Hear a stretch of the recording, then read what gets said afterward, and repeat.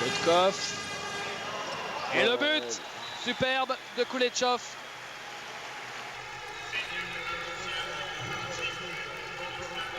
Il n'est pas très grand, mais 1m84. C'est vrai que pour l'arrière, c'est pas très grand.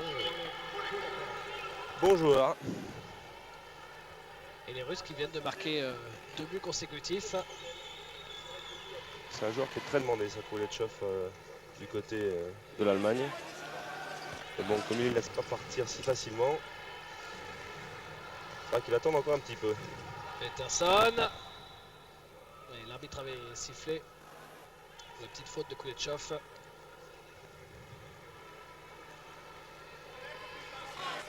Lavrov toujours avec le sourire. Il monte en suspension. Ah, il a voulu chercher Sivertson. Je sais pas s'il a déjà fait un tir Lovren dans ce match. Je sais pas s'il a shooté. Donc c'est bizarre quand même au bout de 16 minutes de jeu, un joueur comme lui qui n'est pas... Ah le voilà. Voilà. Ben justement, Avancé. Il suffit d'en parler, bravo. Lovren qui marque. Beau shoot à la hanche.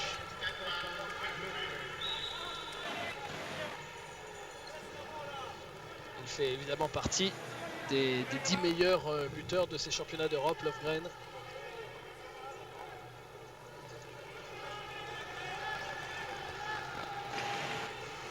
Pour l'instant, le meilleur buteur côté suédois, c'est Staffan Olsson avec ses 3 buts marqués en tout début de rencontre.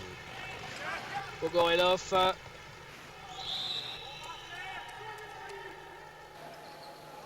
Une équipe de Russie qui n'a pas d'arrière droit gaucher, qui joue avec un droitier, et c'est vrai que c'est pas évident de se retrouver comme ça. Koulechov avec Kotkov. Koulechov. Le tir à la hanche. Le tir a été contré. Et la balle sera donc toujours pour les Russes. Avec Torgovanov, le voilà en gros plan, c'est le capitaine de cette équipe russe. La petite colonie suédoise. Koulechov. La balle toujours pour les Russes. Avec Edouard Kokcharov. Voronin. Koulechov. Et encore une fois, Koulechov qui a voulu chercher son pivot. Dimitri Torgovanov. Torgovanov accroché. Alors il faut savoir que bon, c'était la finale des championnats du monde l'an passé, mais comme ce sont les 3e championnats d'Europe seulement actuellement, eh bien on a face à face les 2 premiers champions d'Europe de l'histoire, puisque la Russie avait remporté le titre il y a 2 ans en Espagne, face à l'Espagne justement, et le tout premier au Portugal en 94, il y a 4 ans, c'était la Suède qui avait battu la Russie. Donc vous l'avez compris, la Russie sur les 2 premières éditions a à chaque fois été en finale. On verra s'ils réussissent une passe de 3. Et la Russie qui venait ici à ces championnats d'Europe, à mon avis pour faire quelque chose, mais avec l'esprit libre, parce que c'est vrai qu'en étant champion du monde, ils sont qualifiés directement pour l'Égypte. Donc avec moins de pression. Superbe tir en appui. C'est Pogorelov. Alors pour vous, en revanche, les Français, c'est demain. Tirage au sort à 11h du matin. Ouais. Avec la France qui est tête de série, tout comme la Hongrie, la Croatie, la République tchèque et la Lituanie. Comme quoi le match pour la 11e place entre l'Italie et la Macédoine était super important, parce que l'Italie est tête de série, la Macédoine ne l'est pas. Et si on tombe dans la même poule que la Macédoine, c'est vrai que c'est pas évident parce qu'il faut aller jouer là-bas, et à Bitola, les puristes savent ce qui se passe un peu là-bas, et c'est vrai que c'est pas évident, quoi. Mais bon. C'est traquenard en gros, c'est ça? Traquenard, ouais, c'est ça, ouais. Donc ce sera pour demain. Magnus Andersson. Superbe. Un coéquipier de Minden qui s'en va aussi, lui, 3 ans à Drotthamstadt, il retourne chez lui. Et qui est utilisé maintenant beaucoup plus comme un joker qu'avant. Avant, c'était quand même un pilier de cette équipe. Et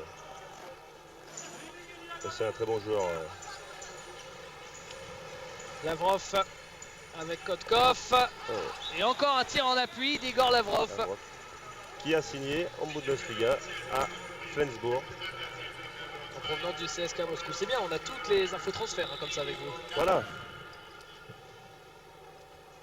Le voilà justement, Igor Lavrov.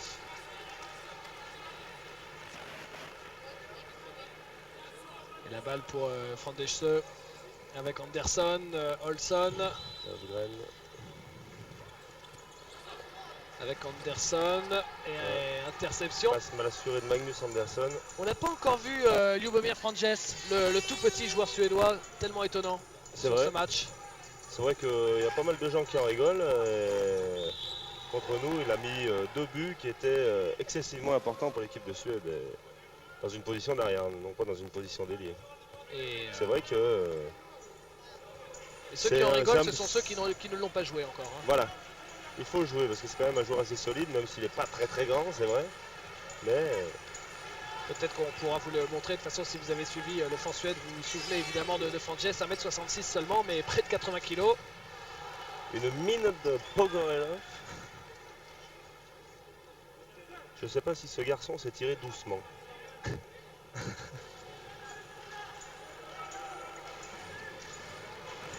Et voilà Pogorelov. Avec Kotkov. Lavrov encore une fois. Qui tente beaucoup plus sa chance que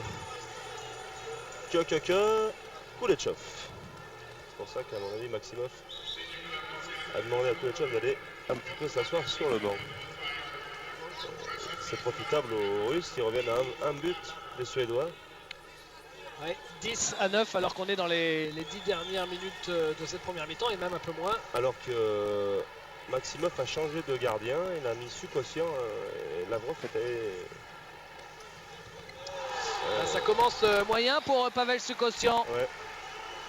Qui lui a signé à Eisenach en Bundesliga. Beaucoup de changements alors. Beaucoup de changements, mais il jouait déjà en Allemagne, mais dans un club de 4e division. Et c'est vrai qu'ayant discuté avec lui, je demandais pourquoi il jouait en 4e division, parce que la vie était plus tranquille en 4e division qu'en 1re division. Mais là, bon, il va jouer l'année prochaine à Eisenach, dans l'ancien club de Stéphane Joulet. À 36 ans quand même. Et c'est vrai que c'est pas évident et là, c'est Kotkov. D'être la doublure d'Andrei Lavrov. Parce qu'on joue très rarement.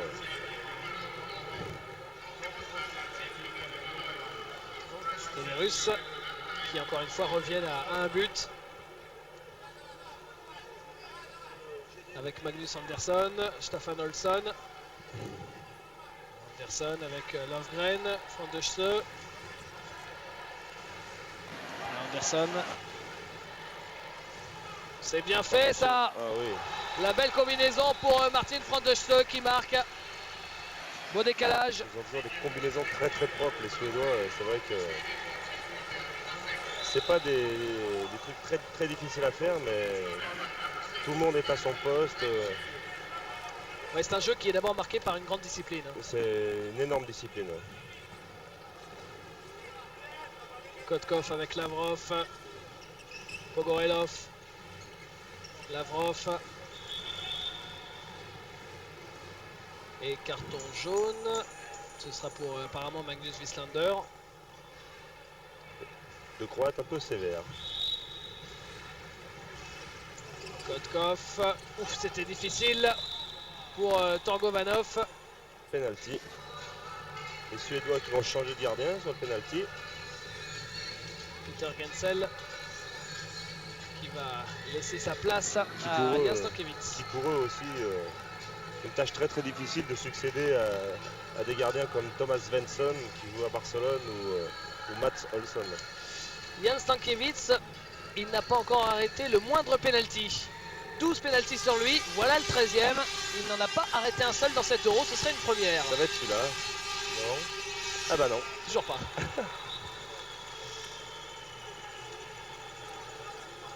Et il va ressortir tout de suite après avoir encaissé son 13e penalty de l'Euro, le pauvre, pour redonner évidemment la place à Peter Gensel, l'un des meilleurs gardiens de cet Euro, incontestablement. Toujours une grande école de gardiens en Suède. Lövgren, avec Anderson. Lovgren qui joue assez loin quand même. Anderson. Et le tir à la hanche de Lovgren. Stéphane Lovgren qui vient de marquer à l'instant son 30e but dans ces championnats d'Europe. Bon, il est encore loin du meilleur buteur, István Pastor, avec 36 buts, ex aequo avec Jan Philipp, le tchèque. Pastor, il est hongrois.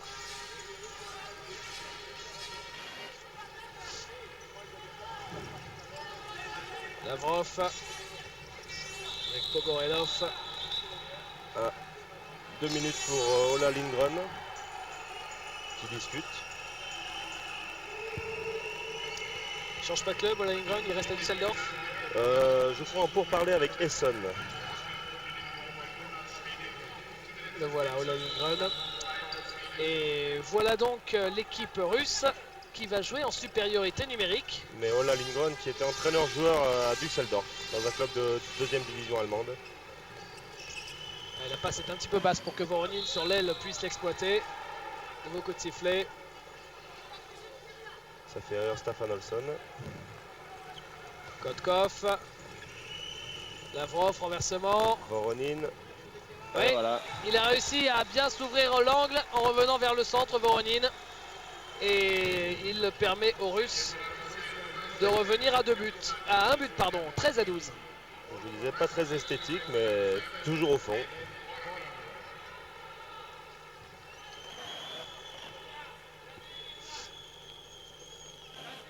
« 13-12. » Et il reste 4 minutes dans cette première période. Et vous voyez qu'il y a aussi des supporters russes. Des supporters russes, ouais. Incroyable. Oh, il doit y avoir un resto russe sur Bolzano. Le tir d'Anderson est contré. D'ailleurs, votre banderole y est toujours, Stéphane. Allez France, allez Stocklin, ils sont là. Les Bergaliens. Les Bergaliens. Ce sont les gens de Bourgoin-Jallieu. Oui. Je suis natif. À qui on passe un petit coucou. Encore? Ah ouais, on va en profiter. Ils vous suivent partout, ces supporters de Bourgoin? Bah, à chaque grande compétition, c'est vrai qu'il y a pas mal de supporters de Bourgoin. Oh, beau coup de fou, dommage. Ouais, au-dessus, la balle qui vient mourir au-dessus de la transversale, c'était pour Martin Frandesche. C'est assez osé, un coup de fou de la part des Suédois à 1 de moins. Et super arrêt de Peter Gensel qui est sorti très agressif. Voilà pourquoi c'est l'un des meilleurs gardiens. Voilà. C'est vrai que ça ne cadre pas spécialement avec la rigueur suédoise, ce genre de fantaisie. Mais pour le spectacle, c'est vraiment superbe. C'est vrai. Et là, c'est la Russie qui vient d'égaliser à 13 partout grâce à Igor Lavrov. Son 3e but à Igor Lavrov.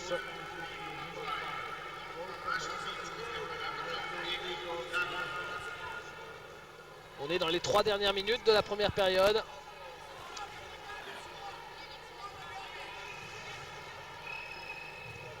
Avec Anderson. Avec une défense un petit peu montée sur Staffan Olsson.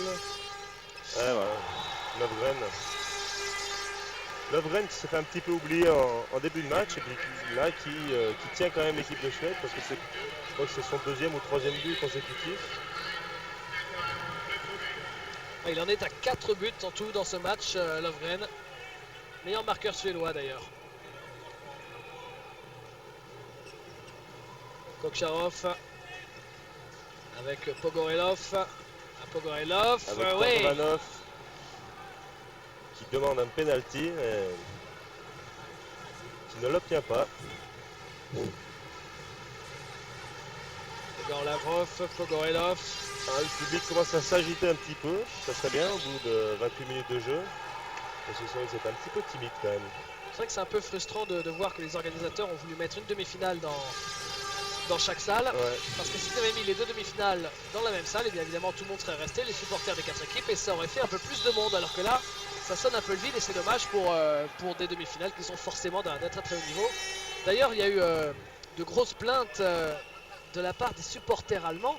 Parce que vu leur classement, ils se sont retrouvés à jouer leur demi-finale à Merano. Il faut être clair, il n'y a que les Allemands qui attirent vraiment beaucoup de monde, puisqu'il y a la proximité, parce que là-bas c'est énorme le hand. Et il y a eu donc une grosse pression. On a demandé officiellement d'ailleurs au comité d'organisation de vouloir bien changer la demi-finale de Merano à Bolzano. Et il y a eu une petite commission qui s'est réunie pour savoir si c'était faisable. Et comme il y avait déjà eu plein de billets de vendus, etc., on ne pouvait pas prévenir tout le monde. Et bien la commission a décidé que finalement la demi-finale des Allemands aurait bien lieu à Merano. Mais c'est clair qu'avec le recul, c'était une grosse erreur. Visiblement, tu es dans les petits papiers de l'EHF. Et d'ailleurs, il y a Jean-Louis Legrand. Tu es le seul à avoir l'information, je crois. Il y a Jean-Louis Legrand qui a couvert cette première demi-finale, qui vient tout juste d'arriver ici à Bolzano. Et puis on lui posera quelques questions à la mi-temps, Jean-Louis Legrand, pour savoir comment s'est passée la première demi-finale entre les Espagnols et les Allemands, avec la victoire des Espagnols. Stefan Olsson. 30 secondes de jeu. Et vous voyez le chrono à gauche de votre écran. L'occasion pour la Suède de prendre 2 buts d'avance. Avec Lovgren. Lovgren qui aurait pu tirer, pardon, pas Lovgren mais Wieslander, qui finalement prend le renvoi et qui marque à 10 secondes avec en plus un carton jaune pour Roman Serikov. Lavrov qui n'est pas content, qui réclame une zone de Wieslander et qui va prendre lui aussi un carton jaune. Vous qui le connaissez, s'il dit ça Lavrov, c'est qu'il était vraiment en zone à votre avis ou... Non, c'est un petit peu le métier, c'est pour dire aux arbitres qu'il va falloir penser un petit peu. Oh le but Le but à 2 seconde de la fin de la première période, incroyable. Quel but somptueux. Inattentif. Alors ça, c'est peut-être une faute de déconcentration et des Suédois qui pensaient déjà retourner au vestiaire. Voilà. Voilà, incroyable, on va peut-être le voir au ralenti Stéphane, parce que c'était un but qui était marqué à quoi, 10 bons mètres. 10 mètres, ouais. Là malheureusement on ne le verra pas. Il est monté très très haut.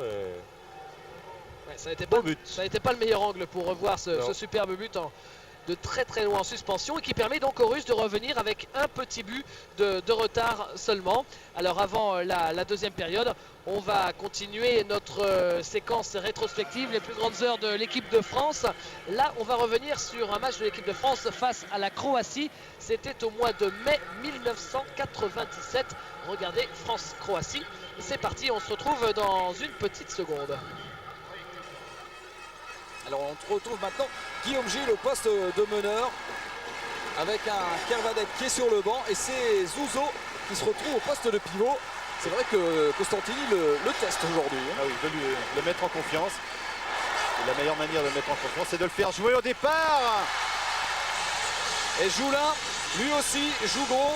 Peut-être que Daniel Costantini a un peu secoué ses ailiers, parce que depuis le début du tournoi, que ce soit Julia, Cordigné, Joulin, on les a pas trop vus.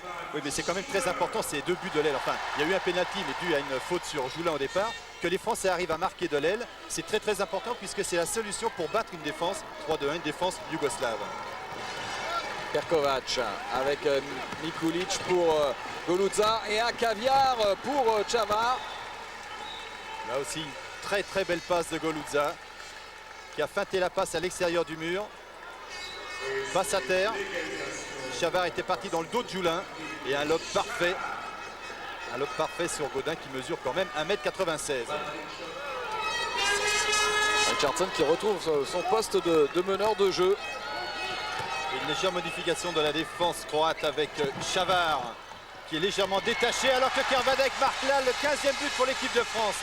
Chavar légèrement détaché sur Richardson. On va voir ce que ça va donner lors de la prochaine attaque tricolore. On revoit Richardson, tire à la hanche. Et arrêt de Lossert. Et malheureusement pour le gardien croate, Kervadek était là pour ramener la marque à 1 but. 16-15. Bon début de deuxième mi-temps des Français. Là aussi défense de zone, qui flotte énormément face au ballon. Tir recroisé de Golutza. Superbe là aussi. Tir masqué pour le gardien Bruno Martini. Voilà, le pied droit en avant. Ah, il prend tout le monde de vitesse avec ce tir. En plus, c'est un joueur qui finalement ne prend pas énormément de tirs, Golutza, donc on s'en méfie peut-être pas tout à fait assez, alors que c'est quand même un bras redoutable et qui est surtout connu pour sa défense. Richardson renverse complètement Cordigné et arrêt de Lossert. Il faut replier. Il s'est fait mal, Cordigné, il est encore à l'autre bout. Et derrière, ça fonctionne avec une passe au pivot, Jovic.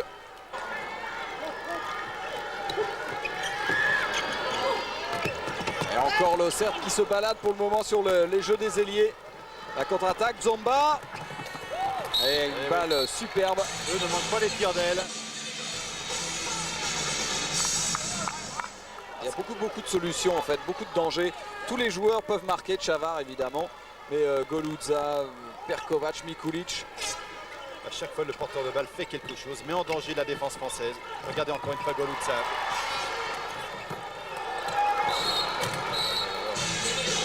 C'est toujours Chavar. Quelle classe ce joueur. Quelle classe. Après avoir mis tout en puissance sur ces deux derniers tirs, regardez, Chavar la maîtrise. Il fait ce qu'il veut avec son poignet.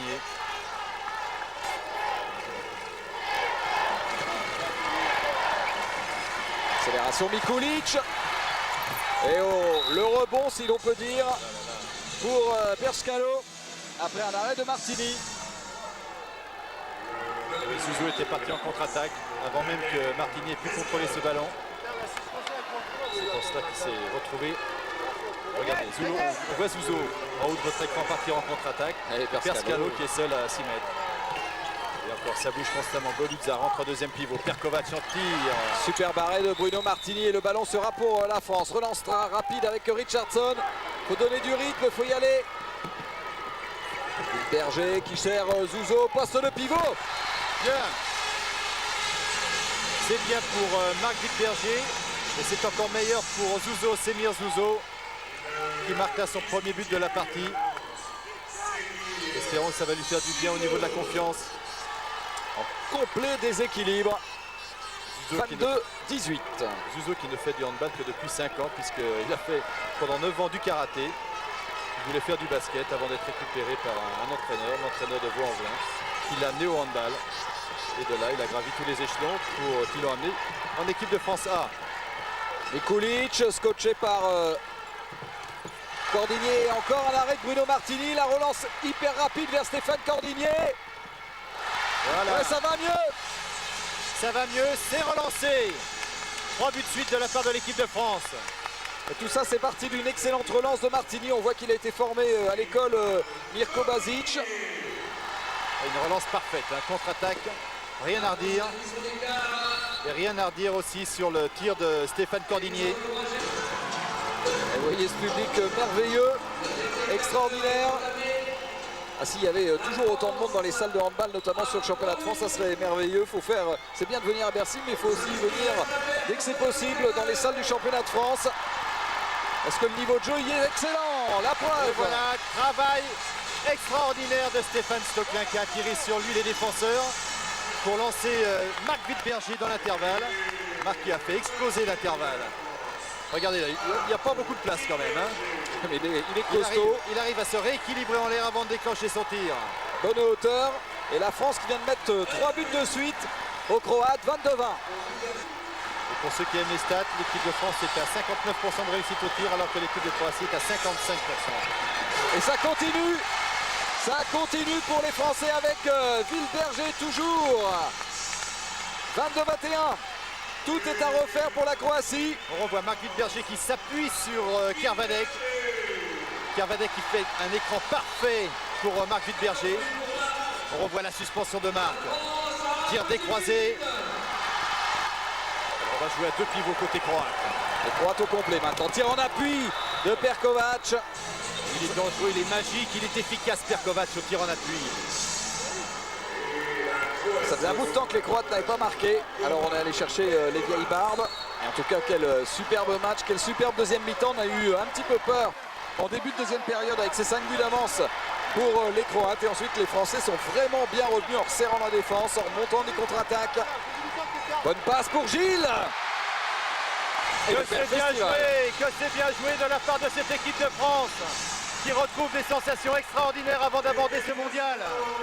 Et encore Wittberger dans la position de passeur et Gilles au poste de pivot. Là encore, regardez toute la volonté de Guillaume Gilles. Et le temps tourne en faveur de la Croatie. Ils sont maintenant dans la dernière minute, ces Croates. Ils vont garder la balle jusqu'au bout. Allez, on les connaît, ils vont déclencher vraiment que pour un but à coup sûr. Toute l'expérience des Croates, des champions olympiques. Mikulic. Et l'arbitre qui siffle un penalty. Chavard face à Bruno Martini. Et le 27e but pour la Croatie. Alors voilà le contrat à remplir maintenant pour l'équipe de France. Il reste 30 secondes pour égaliser. 30 secondes pour arracher le nul face au champion olympique. Quel match! Kervadec bloqué par Chavard. Alors ils vont faire des fautes, ils vont traîner pour obliger les Français à prendre un tir précipité. Guillaume Gilles, nouveau coup franc joué très rapidement. Villeberger. Et ils vont bloquer très haut. Il reste 6 secondes pour tirer. Gilles. Tir contré. Et c'est fini. Et c'est fini avec la victoire de la Croatie face à l'équipe de France. 27-26.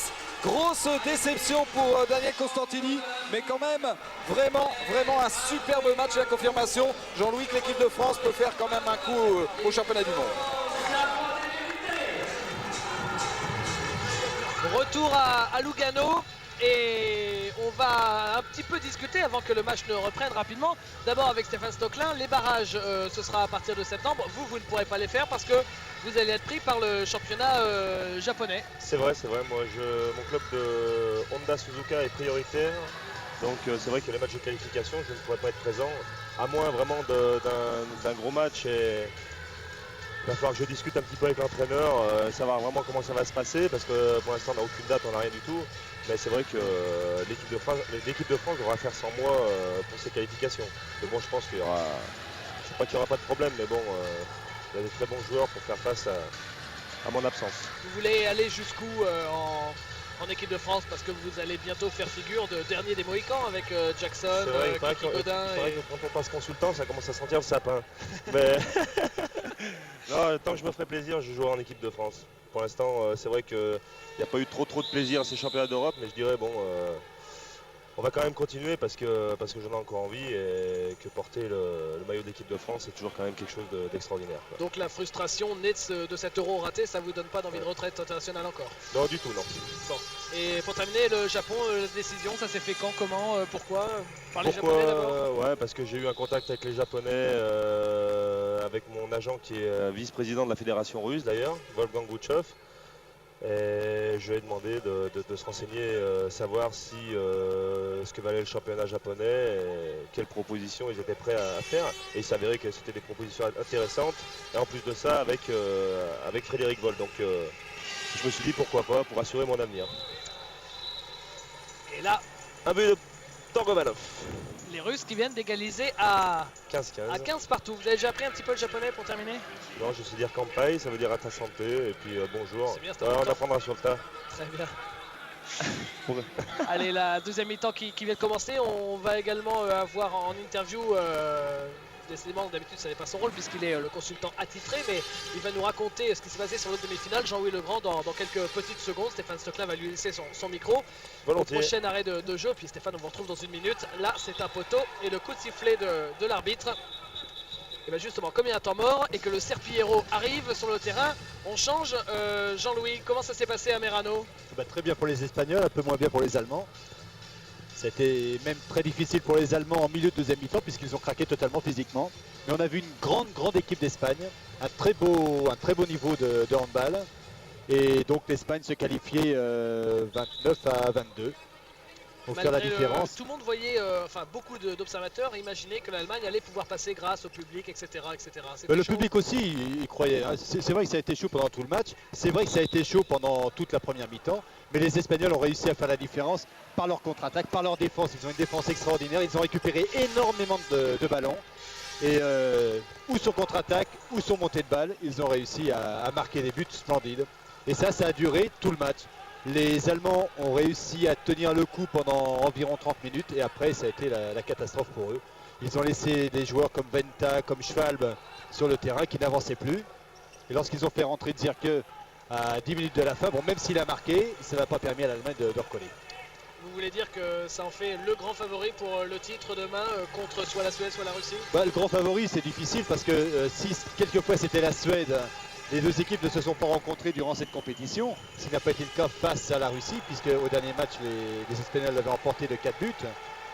Je pense que les Espagnols ont l'air plus frais quand même et plus jeunes que les Suédois. Mais enfin, les Suédois, ont une telle équipe que tout est permis. Et ben, Mais je suis certain que ça fera une très très grande finale demain.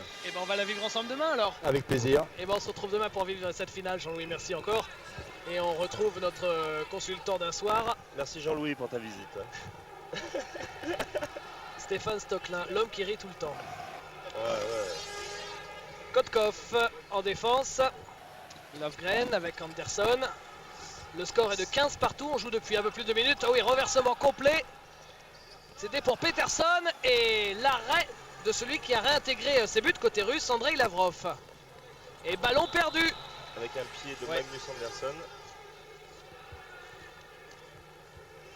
Le public qui a l'air de se réveiller un petit peu. Les Allemands sont peut-être rentrés de Merano, je sais pas.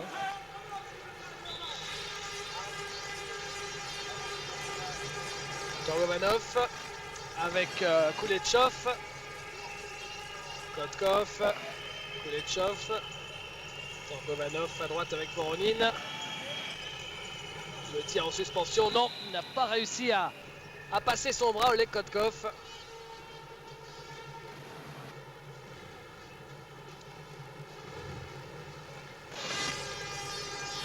L'arbitre croate il discute assez souvent avec les joueurs quand même. Voilà, Voronin. Oh, Et le but superbe de Pogorelov. Stéphane vous disait qu'il ne savait pas tirer doucement. je sais pas qui sait pas, mais je sais pas s'il il a envie de le faire. Mais bon, Ah, il a du bras, hein. très efficace, ouais, il a du bras. Ouais. Regardez. En plus, c'est pas évident dans sa position, en étant droitier et jouant à droite. Un bon Golgoth. D'un fort beau gabarit, comme dirait un certain. La balle récupérée par Andrei Lavrov. Andrei Lavrov qui va monter avec son équipe. Ah, la Russie qui, si elle marque sur cette attaque, peut passer à 2 buts d'avance. Les Suédois n'auront pas su tuer le match. C'est très difficile de tuer un match contre les Russes. L'écart maximum, rappelons-le, était de plus 4 en faveur de la Suède. Et on retrouve Pogorelov avec Kulechov. Kulechov, le tir en suspension. Maximov a dû les remonter un petit peu à la mi-temps, visiblement ça leur a fait du bien. Et voilà la Russie qui mène de 2 buts. C'est simple, c'est le plus gros écart du match en faveur de la Russie.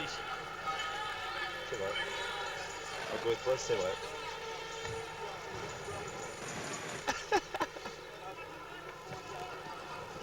La balle pour Anderson avec Stefan Olsson. Et la faute de Korpichin.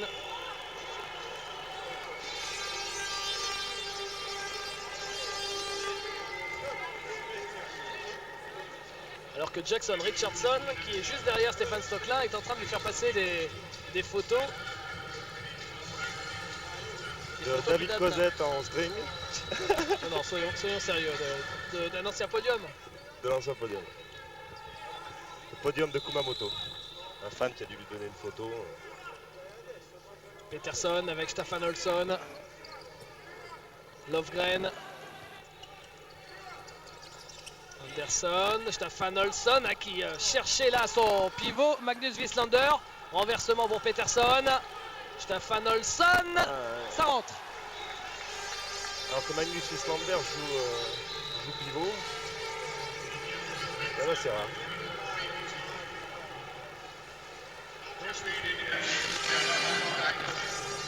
Et Stefan Olsson qui commence la deuxième mi-temps comme il avait commencé la première.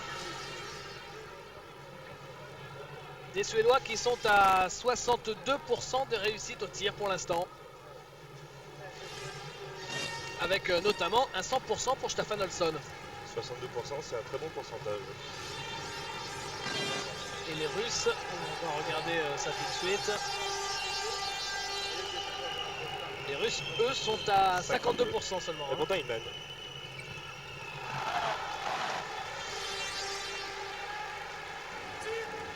Bel arrêt de leur gardien suédois. Ils sont souvent par terre, les gardiens suédois. Souvent sur les fesses. Peterson avec Stefan Olsson. Anderson. Lovgren. Pedersen, Staffan Olsson. Oui. Frandesjö. Oh. Et la transversale sur ce tir de Martin Frandesjö. La montée de balle russe qui échoue un petit peu. Interception. Passage Et c'est en un passage en force. force. Passage en force signé du capitaine Dimitri Torgovanov. Staffan Olsson qui termine à terre. Qui est allé chercher un petit peu la faute et qui, à mon avis, réclame un penalty.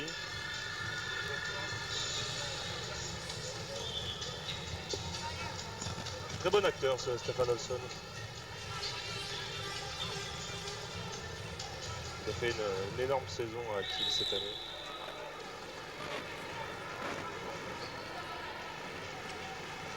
Löfgren et Staffan Olsson. Le but est accordé alors qu'il avait déjà le pied dans la zone. Ouais. Il y a des arbitres qui le font pas. Et il est toujours à 100%. 5 buts en 5 tirs. Regardez, là vous allez bien comprendre. Bon, voilà la faute. Il a mis le pied dans la zone et l'arbitre a laissé jouer. C'est un peu la tête du client, je crois. C'est un peu inquiétant si c'est la tête du client. Ah, ces championnats d'Europe, je crois que ça a été souvent à la tête du client. C'est vrai, vous trouvez que l'arbitrage n'a pas été très... Un petit peu politique. Bon, on reviendra pas dessus. Il faut faire avec. Il y a certains Croates qui pensent la même chose d'ailleurs. De Lors quoi de leur dernier match de poule. Ils ont été un petit peu agacés. Enfin bon, revenons au jeu avec le score de 17 partout. On joue depuis 8 minutes dans cette deuxième période.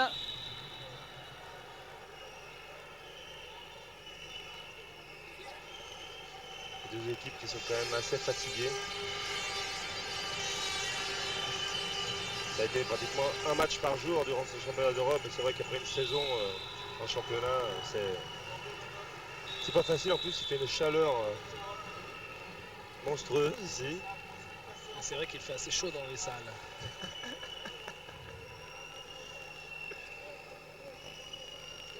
Et la balle sera toujours pour les Russes à 9 mètres.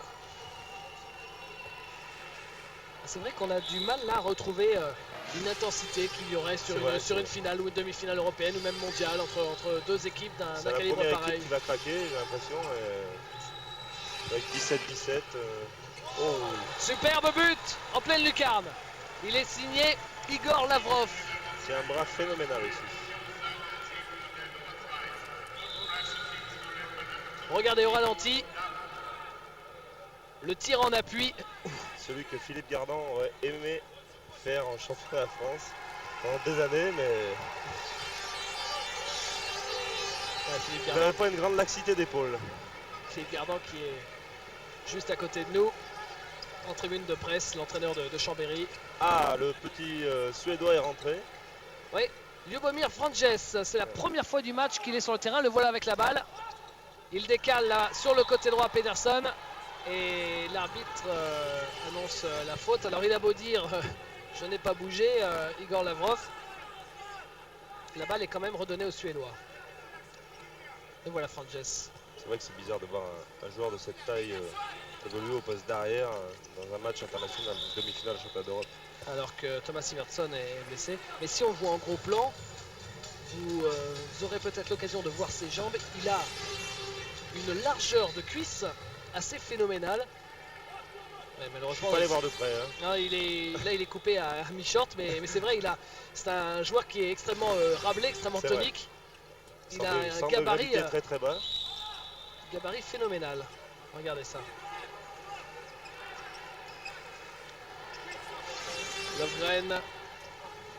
Löfgren pour Pedersen. Ah, il a voulu redonner à Frances dans l'intervalle.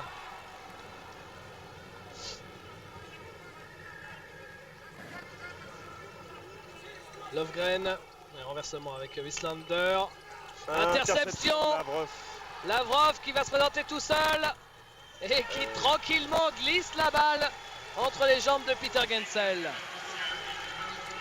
L'équipe de Suède qui a du mal maintenant devant cette défense russe.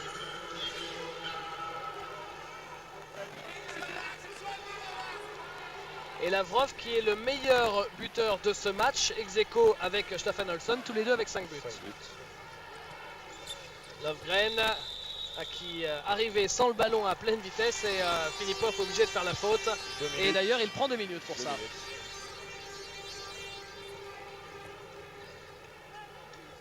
Voilà le banc de cette équipe russe.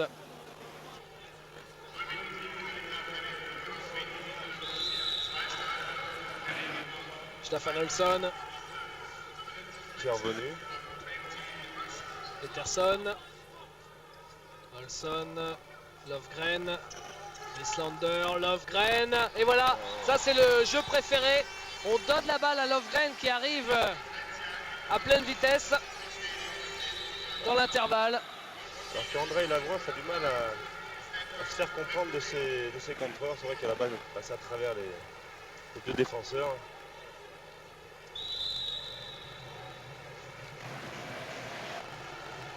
Et voilà Andrei Lavrov. En fait, c'est ça, il ne faut pas chercher à passer au-dessus des défenseurs russes, il faut passer à travers, quoi. Pas de secret.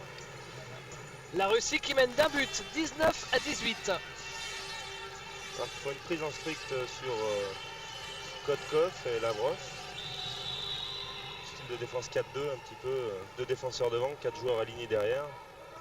Pour empêcher la circulation de balles des Russes. Ils sont un de moins. Décalage sur Voronin. Penalty. Défense en zone. Défense en zone. De 30. Et les Russes qui ont l'occasion là de prendre 2 buts d'avance. Est-ce que les Russes vont remporter ce match? C'est intéressant, enfin on verra ça après le penalty en ce qui concerne la composition des poules. Qui va prendre le penalty? C'est Kochakov. Et il continue son festival. Kochakov, son 2e du match. Il en est à 12 sur 13 au penalty depuis le début de cette compétition, Kochakov. Ce qui n'est pas mal, parce qu'un penalty, on a beau dire, mais c'est pas évident à tirer. Lovgren, stoppé. Alors est-ce que la Russe va réussir? La Russie va faire un break. Peterson. Olsson. Ah, passage en force. Passage en force Très bien signé défendu. Frank de Schleu. Lovgren. Lovgren. Lovgren. Pardon. Passage en force de Lovgren et quoi qu'il en soit une possession pour prendre peut-être 3 buts d'avance côté russe. C'est vrai, 3 buts d'avance, ça serait une bonne chose pour cette équipe russe. Voronin, Lavrov. Qui reviennent à 6 joueurs de champ, là, en 2 minutes sont écoulées. Donc ils ont bien géré quand même ces exclusions.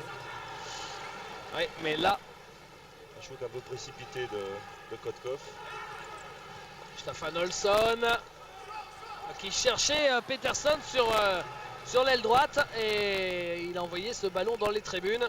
Petite mésentente là entre les deux joueurs. Qui commence à pleurer un petit peu. Ça c'est bien à ses habitudes.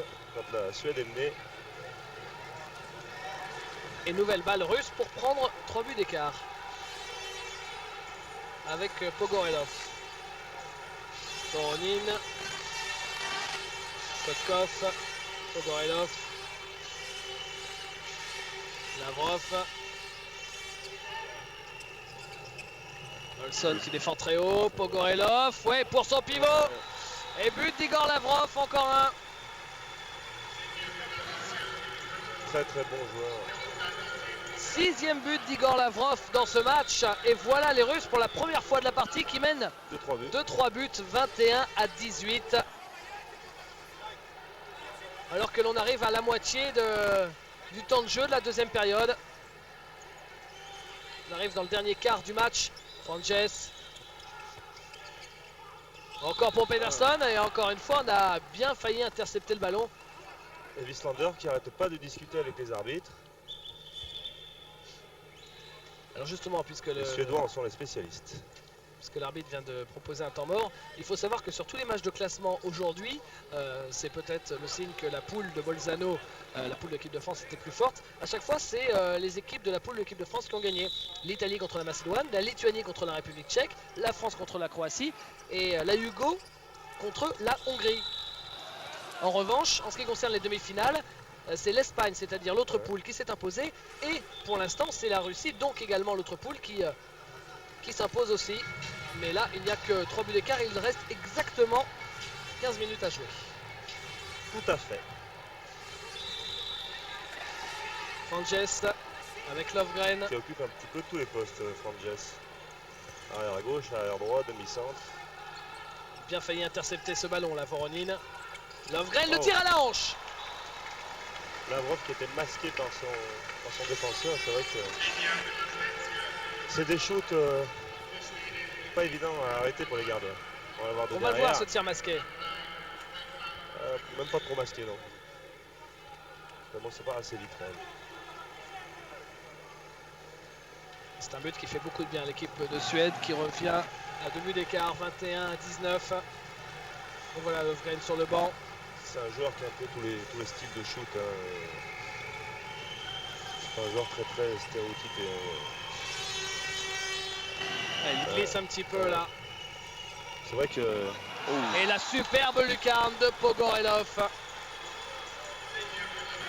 c'est vrai qu'il y a une nouveauté aussi dans ce championnat d'Europe, c'est qu'on utilise un nouveau sol. C'est la première fois que l'on joue dessus et c'est vrai que c'est assez bizarre. Genre de puzzle, Ouais, ce sont en fait des petites dalles. des petites dalles, ouais, qui sont posées directement sur le béton.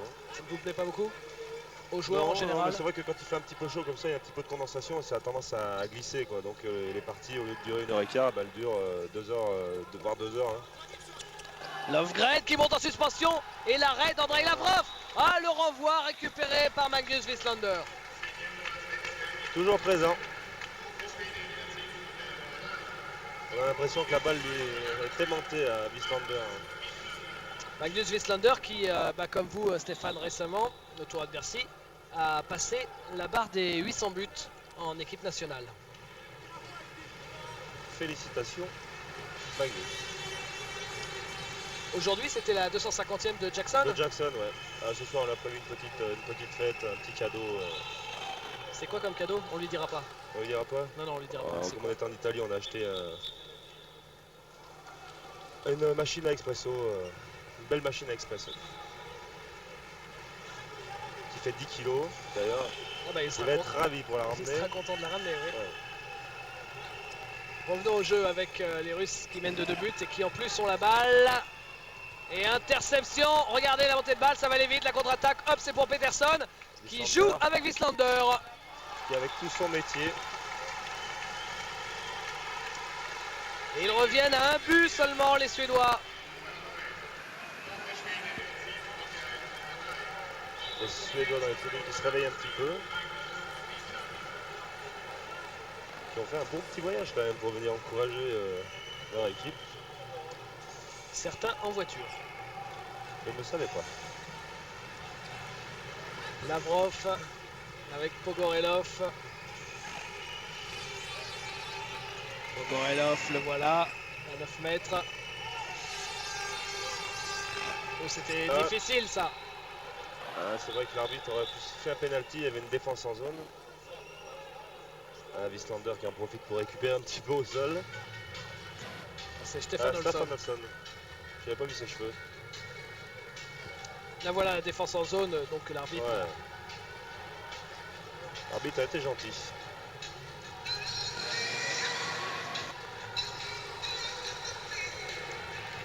Et ce sera donc une balle à 9 mètres pour l'équipe Belle russe. défense en zone.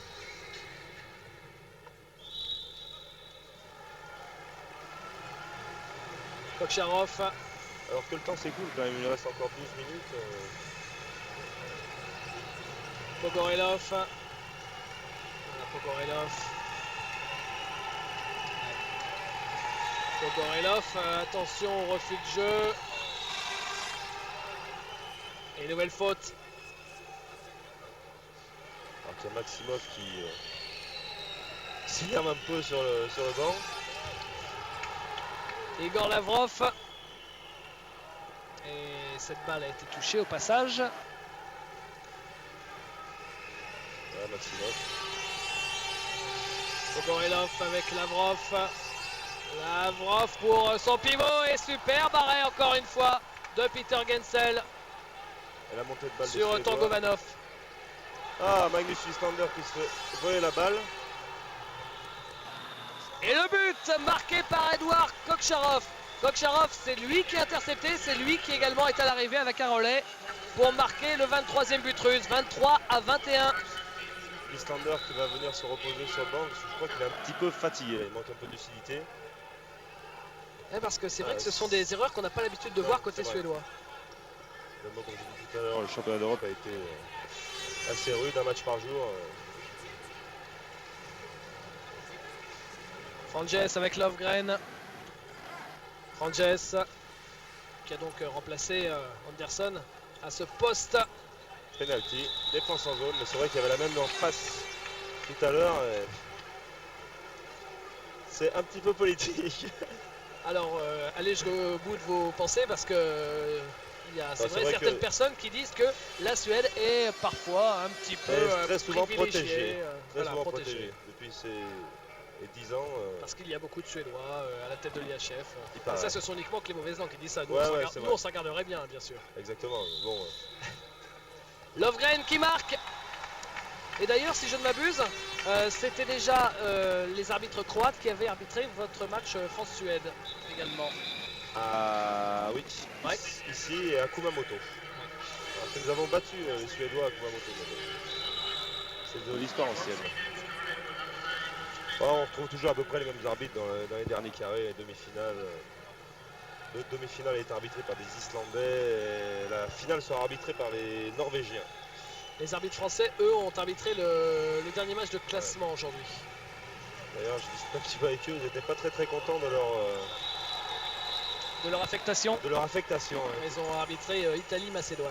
À 11-12, c'est vrai qu'il y a un peu le combat entre équipes, mais un petit peu aussi de rivalité aussi entre les arbitres. Thomas Sivertson prend 2 minutes d'exclusion pour cette faute. D'ailleurs, on ne la voit pas. Et le penalty stoppé voilà. encore C'est le premier penalty qu'il arrête. par Jan Stankiewicz. Alors on va Pour ce retrouver les championnat stats. On avait dit qu'il était à combien? Il était à... Je regarde tout de 0%. suite ses stats. Ouais, 0 sur 0%, 0 sur 13. Et voilà, Donc c'est le 14e penalty qu'il a réussi à arrêter. Et peut-être le plus important.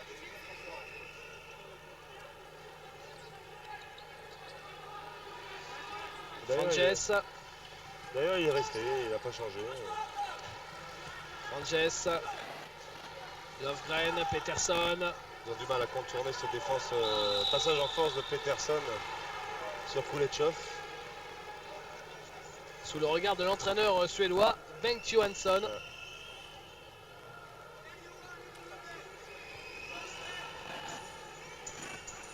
L'entraîneur suédois d'ailleurs, Bengt Johansson, qui de la ville, il a aussi pas mal d'observateurs, a vraiment fait de grosses démonstrations de coaching sur ce championnat d'Europe. Parce que la Suède a été bien remaniée avec un jeu qui n'est plus le même qu'auparavant. Et elle s'en sort encore très très bien. Très bien.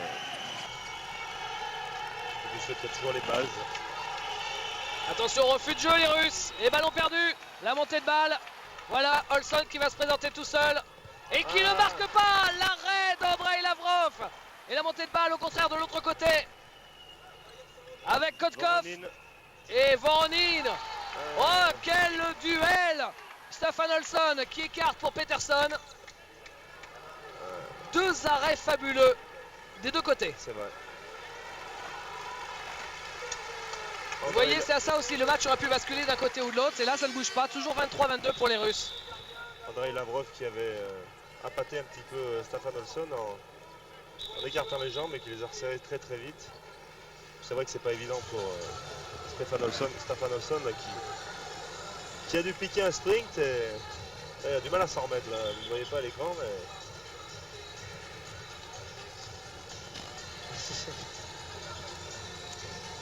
Le pauvre Staffan. La balle à 9 mètres. Ça va bien dormir ce soir.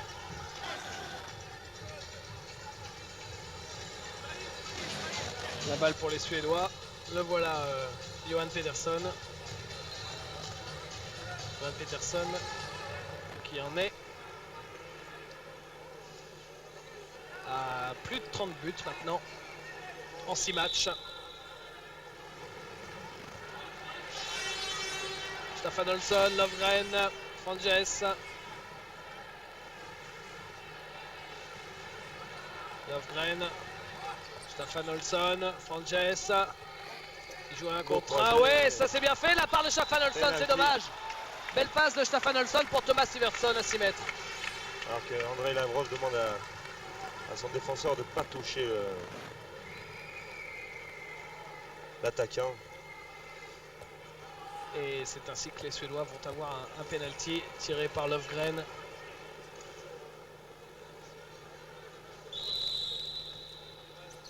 Entre les jambes d'Andrei Lavrov. Et ce sera le 8e but de Löfgren. C'est amusant parce que, il a mis du temps à rentrer dans le match et à marquer. Au début on ne le voyait pas, on s'était fait la réflexion et là il en est quand même à 8 buts. Il n'arrête plus. 8 buts dans une demi-finale de championnat d'Europe, c'est Ça va. une belle stat. Ouais. Et surtout à 75% de réussite. Encore une contre-attaque de- Et voilà les Suédois qui vont peut-être pouvoir prendre l'avantage. C'est bien fait tout ça. Et encore un arrêt superbe. Mais Staffan Olsson récupère le tir de Sivertson. Andrei Lavrov était dessus. Mais les Suédois récupèrent le renvoi du gardien. Et marquent grâce à l'opportuniste, le très opportuniste Staffan Olsson. T'emballes pas, David. Oh, mais ça devient excitant là ce match. Il reste bientôt 6 minutes de jeu. La Suède qui reprend l'avantage. Elle était quand même menée de 2 buts la Suède 2 là. buts, ouais. En 3 minutes elle a remonté 3 buts. Les Suédois qui reprennent le sourire un petit peu. Et Staffan Olsson aussi. Et d'ailleurs, on entend à nouveau les supporters ici à Bolzano. Pogoelov. Faute pas évidente du tout. Mais Oui, bon. en faveur des Russes, ce ballon. Petite compensation sur la défense en zone de tout à l'heure. Pogoelov. Avec Lavrov. Et encore un arrêt. C'était peut-être un tir un peu forcé ça. Ouais, un petit peu forcé. Ouais. En plus de ça, il loupe son shoot et je crois qu'il en prend une bonne dans la mâchoire. Je sais pas si on va le revoir au ralenti. En plus, Il a tout gagné sur le sale coup. journée. Hein. Ouais, sale journée. Ouais. Et on se rend compte que Peter Gansel sur le banc, Stankiewicz fait très très bien le métier aussi. Hein. C'est vrai. Depuis son penalty arrêté, il est resté. Et là, il sort lui aussi des arrêts décisifs, tout comme celui que vous venez d'apercevoir à l'image, Andrei Lavrov. Löfgren, Peterson, renversement pour Frances qui joue le 1 contre 1. Frances qui a réussi à passer. Le voilà, ce centre de gravité très bas dont on parlait. Qui paraît-il une petite star en Suède. Avec la tête de Charlie Sheen. Regardez, c'est dommage, passage en force de Frances, il avait réussi à mettre la balle au fond. Je sais pas s'il n'y a pas défense en zone. Encore. Ouais. Frances qui n'a toujours pas marqué dans ce jamais. match. Les Russes doivent absolument marquer là parce que il reste Moins de 5 minutes. moins de 5 minutes. Lavrov. Pogoelov. Qui a Complètement tenté un tir. plaqué Torgovanov. Alors que l'arbitre L'arbitre aurait ne pu siffle siffler. pas. Ouais, c'est vrai. Alors que ça C'est la ressemblait à une faute, compensation non? sur l'attaque d'avant. Non, la compensation de la compensation. Voilà. Ça marche comme ça au handball. 4 minutes à jouer, un but d'écart en faveur de la Suède. On va peut-être voir les prolongations comme lors du match Lituanie-République tchèque. Et Italie-Macédoine. Frances.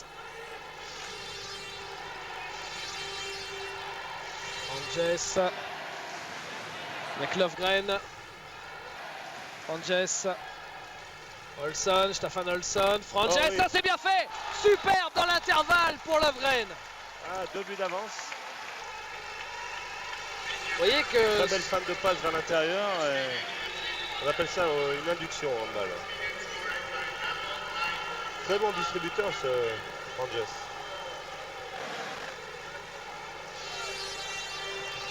Ah, 2 buts d'avance pour les Suédois. c'est quand même un match à multiples rebondissements. C'est vrai. Et un tir à la hanche qui est stoppé sans problème par Jan Stankiewicz. Jan Stankiewicz qui ne tournait pourtant qui a 34% de réussite au niveau des arrêts depuis le début, qui là, Les grands gardiens font les arrêts importants. c'est un grand gardien alors. Et c'est peut-être le penalty qu'il a arrêté tout à l'heure qui a mis son bon rail. Lofgren. Alors si les Suédois marquent là sur cette balle, ça deviendra très dur pour les Russes. Ah, balle perdue de Franges, m'a fait mentir. Voilà, il suffit toujours d'encenser un Ouais, joueur pour c'est que vrai. derrière il fasse une bêtise. Hein. Je vais aller le voir à la fin du match, je vais lui dire. Lavrov, Pogorelov. Et voilà, le terrain qui glisse. Là, je pense que Torgovanov a joué un petit peu plus les 2 minutes. Alors il reste exactement 2 minutes 15 à jouer dans cette partie. Et la Suède mène 25-23, 2 buts d'avance. Mais avec la balle pour la Russie. Il faut en faire bon usage de ce ballon. Quoi qu'il arrive, je crois qu'on assistera à une belle finale demain, que ce soit les Suédois ou les Russes contre l'équipe d'Espagne. Pogorelov. Qui décale. Et ça passe, la petite roucoulette de Kokcharov. C'est rare de voir une roucoulette chez un Russe. Son 5e but à Edouard Kokcharov. Très beau décalage de Koulechov.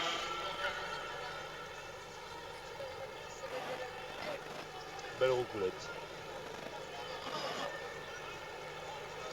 Et surtout à ce moment du match, elle valait très cher cette roucoulette. Un but d'écart seulement. Ce ballon aussi vaut très cher là.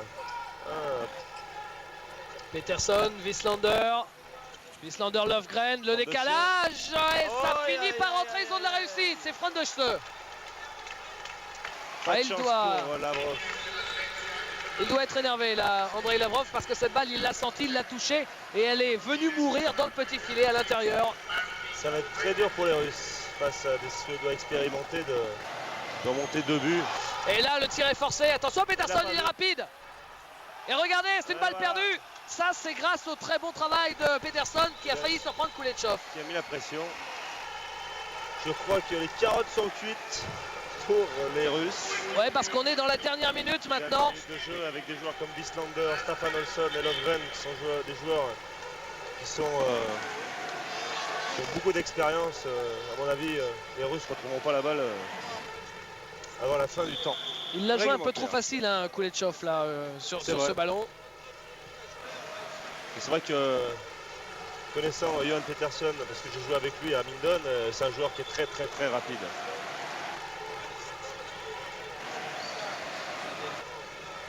Alors, 59 secondes de jeu et 2 buts d'écart. Alors qu'il faut une défense un peu haute, les Russes, pour récupérer la balle, mais bon, ils ne mettent pas trop de pression quand même. Hein. On peut considérer que si les Suédois marquent là sur ce ballon, c'est gagné. Même s'ils ne marquent pas, je pense. Oui. Ouais. On va voir. Et il marque avec un tir à la hanche du meilleur joueur du match, justement, Lofgren. Stéphane Lofgren. Et les Suédois qu'on 10e va but retrouver pour encore. Lofgren.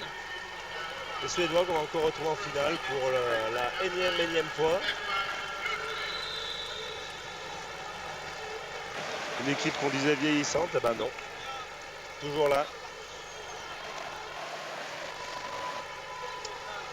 27-24 et les 15 dernières secondes, la Suède va remporter cette deuxième demi-finale. Et affrontera l'Espagne demain. Et il a tenté une nouvelle roucoulette, Kokcharov. C'est manqué, les dernières secondes. Et c'est fini. Score final 27-24 en faveur de la Suède qui retourne en finale des championnats d'Europe 4 ans après avoir remporté le titre européen face à la Russie justement au Portugal. Et la Russie, championne d'Europe en titre, championne du monde en titre, qui là se fait battre en demi-finale à l'issue assez logique.